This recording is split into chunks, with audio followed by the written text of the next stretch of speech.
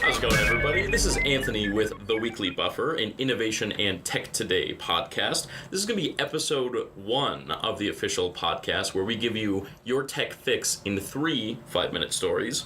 I'm joined by Alex Moersen. Hello. And Dylan Rodgers here. Hey, everybody. And how was everybody's weekend? It was awesome, man. Yeah? Yeah, I learned that babies need a lot of fiber. Babies need fiber. Yeah, and that often foods don't have fiber content the way you think they do. Right. Okay. Yeah, it's kind of crazy. Well, I mean, I've been thinking a lot about nutrition these days and thinking about what's a good way to get nutrition that certain people need, types of people, athletes, kids, maybe women who are pregnant, and 3D printing is apparently a great way to do that. Yeah, you were talking about that a little bit earlier. Can you tell us about that? Yeah, so 3D printing has now moved into the food industry, right? So they're printing a lot of candies and different things like that, but you can also use 3D printing for foods that need certain kinds of content. Like if you have a gluten allergy, you can make foods very similarly to what you would get elsewhere without gluten, and just have that in your home. Interesting. There are a lot of chefs that are now using 3D printing for desserts and different things like that as well. Now, I wonder immediately, like, what's the cost benefit from that? Is it cheaper to end up doing that? Is it, Well, that's a good question. The one thing is you don't have to have so much food on hand. You just have the raw materials. So if you have raw materials for numerous types of food, then you can be printing all different kinds without having to have an inventory of certain things, certain foods that are already made, and try to keep them fresh. Yeah, when you were looking at this, did it actually seem appetizing at all? Did it seem like you would actually try 3D printed food? Absolutely. Are you kidding me? I would definitely try 3D. And when I saw it, the first time I saw it, it was like a burger. There was a 3D printed burger that just looked like mush. It was terrible. But now you can print and cook and serve through the 3D printer. Interesting. Now, I don't know if that 3D printer is just wheeling itself around table by table, spitting out burgers. Right. But you can definitely do that. And one of the cool things is, so just think, still going on this edible idea, is that you can also get into medical edibles, so pills, right? And specifically like THC and CBD pills, traditionally it's really hard to figure out the dosages for those. Hey, you have this flower, this oil, you need to smoke X amount a day or whatever. Well, with pills, it's much more precise. And there's a company called Apricia Pharmaceuticals, and they have this pill called ZipDose. It's made for people with epilepsy. And they can do a dosage up to 1,000 milligrams in a pill that just dissolves in water. Interesting. It's amazing. So this 3D printer could simultaneously take down Pfizer and Burger King at the same time. Potentially. Okay. Potentially, yeah. You just got to feed it different things. Now, maybe the King's going 3D printing. Okay. They're going to stay relevant. Okay. Could be interesting to see. And I'm curious, especially with the pills, if there's anything on the production side in this 3D printing that the FDA would have to get involved in or approve. Well, good thing you asked. Yeah. The FDA has already approved this pill because of how precise the dosages are. Right. It's like a leap forward in marijuana-based medical uses. Yeah. I always just find that part of 3D printing so fascinating, the legal part of it. Because I remember there was that while there that they were 3D printing guns, and they're all these different things you can 3D print. The legal side of it is just so fascinating, because how do you really control what somebody prints out in their own home? Well, you have to control those files. So theoretically, someone could get hacked and then put the files out.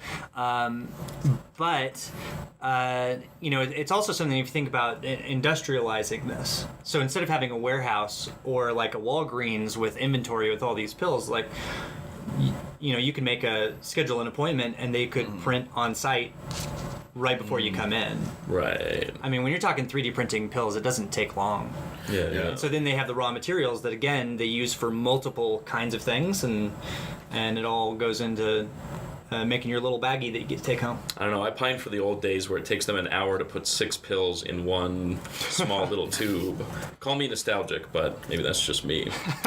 Well, very interesting. I'm kind of interested to see where that's going to go eventually. I would definitely try it out. There's definitely some foods that I would be a little bit more weirded out trying out with it.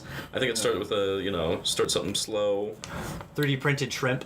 I don't think I'd go there yet. 3D printed gazpacho. I don't know if I'd jump on that It's immediately. cold soup. Yeah, it's not good. Well, and is it just chemically engineered flavors, or is it actual food materials? Well, so it's using molecular gastronomy, right? Which Okay. is the use of food and chemistry to create things like they have bonding agents that are edible, like Okay. food cement, things Okay. like that. Yeah, to be able to put it all together. It doesn't Delicious. sound appetizing. Yeah, yeah. but, Food cement. You know, like an egg is kind of food cement. Oh. Okay, yeah, fair. Never Yeah. thought of it that way. Gross. Moving right along, kind of shifting the other way towards robotics. Yes. Alex, you had a bit of an interesting robotics story for us. Yeah, so it all starts, 2 years ago. This company, Boston Dynamics, which I believe was purchased from Alphabet, the parent company to Google, by a Japanese company called SoftBank. But anyway, 2 years ago, they released these videos of this new robot called the Atlas. And basically, it was this robot, faceless, it was just arms and legs, basically. But like walking around in the wilderness, so uneven terrain. It was picking up boxes, and it's actually kind of funny to watch because basically what they're doing is they're just kind of bullying this robot to show you what it can do. So like they'll have it pick up a box and then they'll knock the box out of its hand, and then so you just watch it then bend back down and pick up the box, and they knock it out of its hand again. They push it with like a hockey stick. Next step, Terminator. Yeah. So basically, I'm thinking, well, and so now, 2 years later, they just released a video last week of this same robot that they've been, continuous developing, but doing parkour. Essentially, Wow. they're calling it the parkour robot. And they show it, it's jogging at a moderate pace, but jogging nonetheless. And it jumps over a log, and like it like does 3 leaps onto like these uneven steps. There's a whole video of it. We'll put it in the description so you can see it. But so I'm just imagining this robot is just planning to get back at all of its researchers for all the times that it's been pushed over and forced to pick up boxes and yeah. Here's my question. Like, why? Like, what's their motivation Why for not? making Are you this kidding? parkouring robot? So really, disaster relief is like one of the main sort of goals of all these robotics things, of sending, because actually there's other video around the same time that came out of this snake robot. So it's kind of like this flexible tube bot and the whole videos of it going or like wrapping itself around a ladder and climbing a ladder. Mm-hmm. And so basically, so they kind of talk about how it could fit into like mining, like if a mine collapses, and how it could fit into those type spaces and snake its way through. And then for this Atlas robot, And then 3D print food out of its mouth. Yeah. Fiber. when it all comes to fiber especially.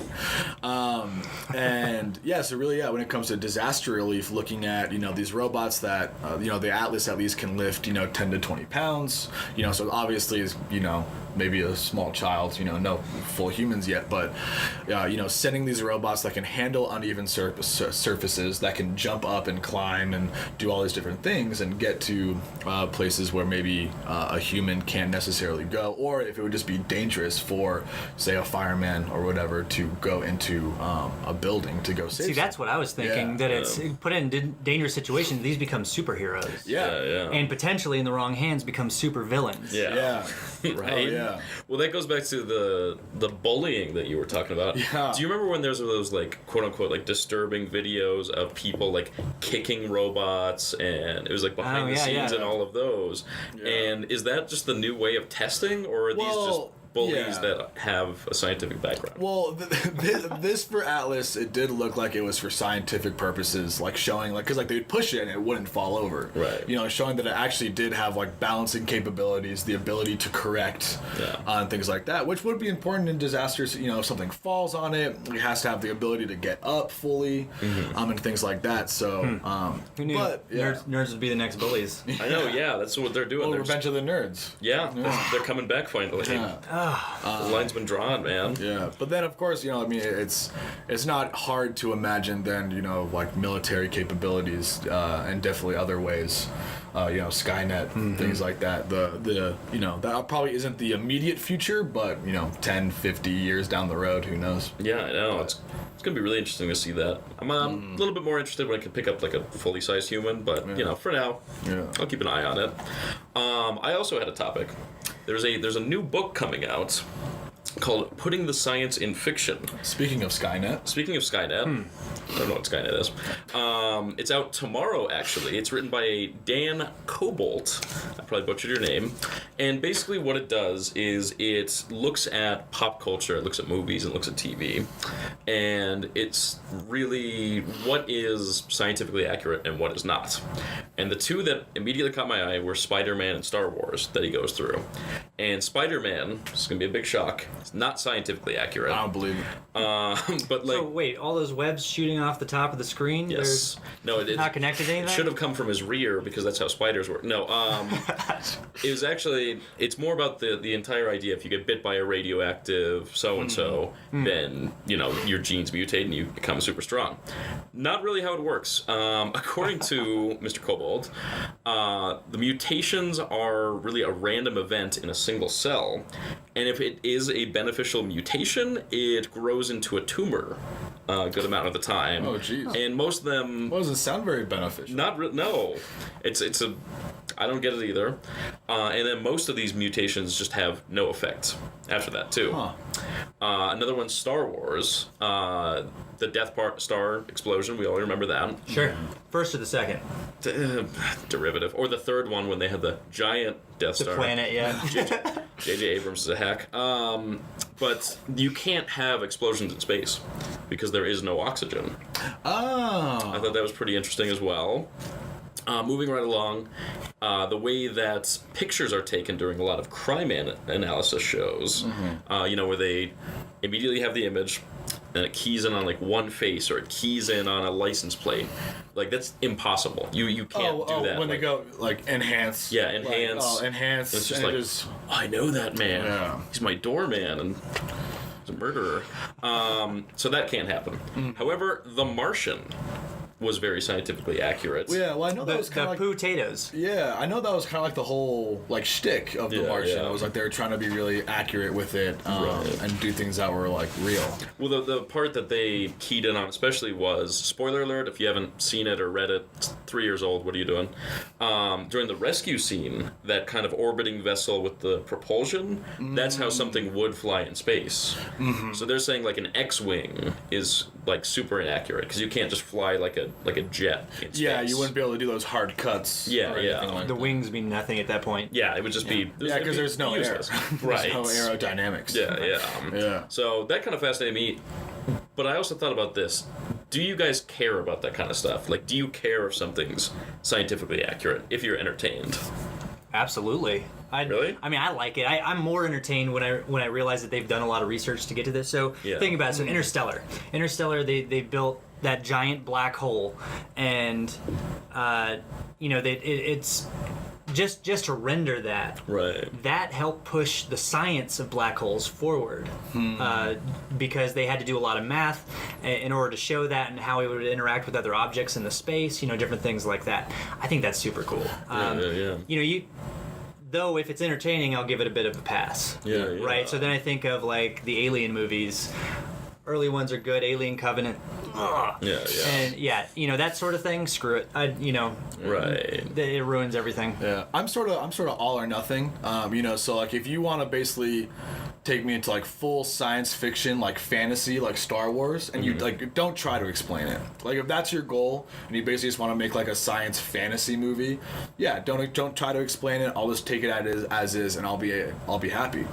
But I hate when movies like try to explain it or like try to explain like the science, but then it doesn't really make sense because you can tell they like didn't really do like the research, or like they just like shoehorn like aliens. So like, that's why. Well, they'll intro a doctor character to be like, no, it's this magic gene that we found. Well, like that I don't like. Yeah. I don't like when they try to make up like, and they try to make their reasoning look real when it's like obviously not real. Yeah. It's a plot device. Yeah, well, yeah. When it's just a plot device, but yeah, I definitely appreciate like the Martian and Interstellar, like how like they actually brought in like real experts and like to like actually look at it, and make it. Did you know they put Matthew McConaughey in an actual black hole? They did? Yeah, that's how they figured it out. Seriously? Yeah, with totally. a GoPro. Yeah. So that's he's filming those weird Lincoln car commercials somewhere in just the void now. Still, He's pushing a book out. That's why. I think that's why he never came out to like get his Oscar. He's just floating out in space somewhere. Poor guy. I don't know. My only problem was in Grown Ups 2, the scene where they're all going down the water slide. Super scientifically inaccurate. Look it up. I promise. Oh. Well, that is about it for the Weekly Buffer today. Episode 1. Very happy with how it went.